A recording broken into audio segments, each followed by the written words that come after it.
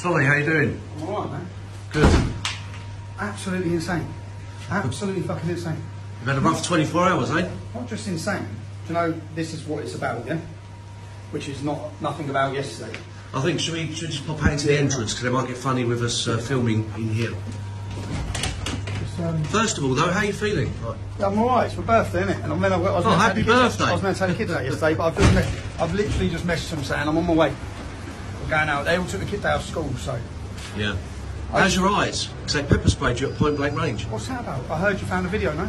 Yeah, we got the video, What's yeah. that about?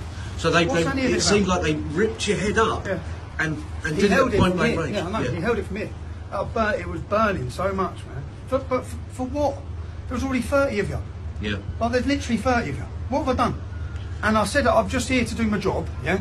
You can see, what did they say? They said that I was going to cause alarm and distress. You can see the reception I received. Absolutely. Everyone was pleasant, everyone was happy.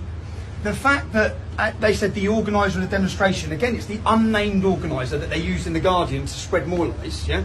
It's the establishment, because members of the establishment were there, who don't want me there.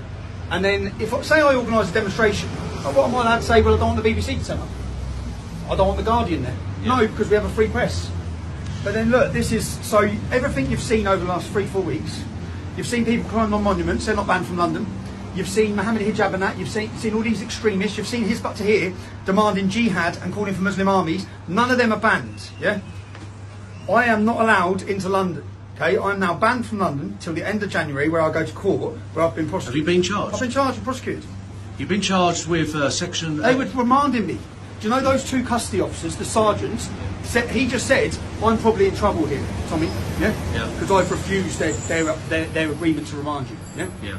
He goes, and I've refused it based on what it is. And that's the custody sergeant who said, I'm probably going to be in trouble. The two of them stood up and said, we're probably going to be in trouble. Yeah? Yeah, from the highs up. Yeah, from the highs up, because they were remanding you.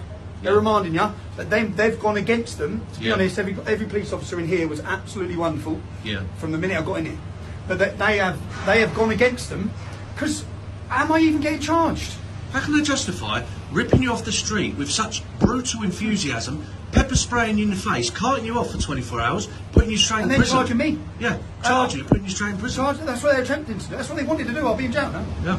If those two men didn't go against it and actually rule on their job, rule on principle, I'd be in prison. Yeah. And not just that, but when you see my bail conditions are not to organise or partake or participate in any demonstrations. Typical. Yeah. I talk about being back on the street. That's what this is about. We've seen this for 15 years. Yeah. This is about using. Sorry, sir. This is about using. They use the law and they use the system to prohibit and limit your freedoms. They took my freedoms yesterday. They didn't just take them. They literally violently took them. You've basically been in custody for 24 hours. Yeah. So I can tell you now, you have been. What's happened to you has been wall-to-wall publicity. I mean, everywhere. You've had Talk TV, you've had GB News singing your praises, saying it's unfair, it's outrageous what's happened to you. I thought they'd twist it. I haven't seen anything, so I thought it would be portrayed to everyone that I turned up somewhere I wasn't welcome and I was a danger or something. You was trending from the first moment. You're still trending. Yeah. Everyone across the whole spectrum, even across the Trump movement in America, has come out in support of you. Okay. You've literally united a nation. And best thing, I think I put out a tweet 3 weeks ago saying, Mark Rowley, shall I prove Mark Rowley two-tier system? I think we just did. Yeah. But for the world to see. So what did you do on your 41st birthday? I exposed the Metropolitan Police's two-tier policing system. The thing is, if you was a Hamas supporter, and you called for jihad and you climbed over the cenotaph, do you think you'd have been arrested? The thing is, you know, like when we're watching it all, I know how they bend laws against us all the time. And I've had it for 15 years. So I know how they prevent a breach of the peace. They nick you for anything to prevent a breach of the peace. They're letting them just desecrate our memorials. And then they're not just letting them, they're giving them a pat on the back, and then they're putting out statements as to why they're allowed to do it. And they're putting out statements defending calls for jihad. And yet when a journalist turn up, nicely welcomed, to do a video report, I'm now going to court, right? When I go to court, mark my words, there will be no jury. I'll be tried again by a judge on the 22nd of January. And the 22nd of January will get put off for another 6 months, so they can continue with these bail conditions, prohibiting my political activism and my freedom as a journalist. Yeah, they'll kick into long grass. They kick into long grass for 6 months. They will want me tied up for 6 months what I probably will do, hopefully, is take this straight to court and challenge these bail conditions that limit my freedom as a journalist. Because I'm a journalist. They may not like it.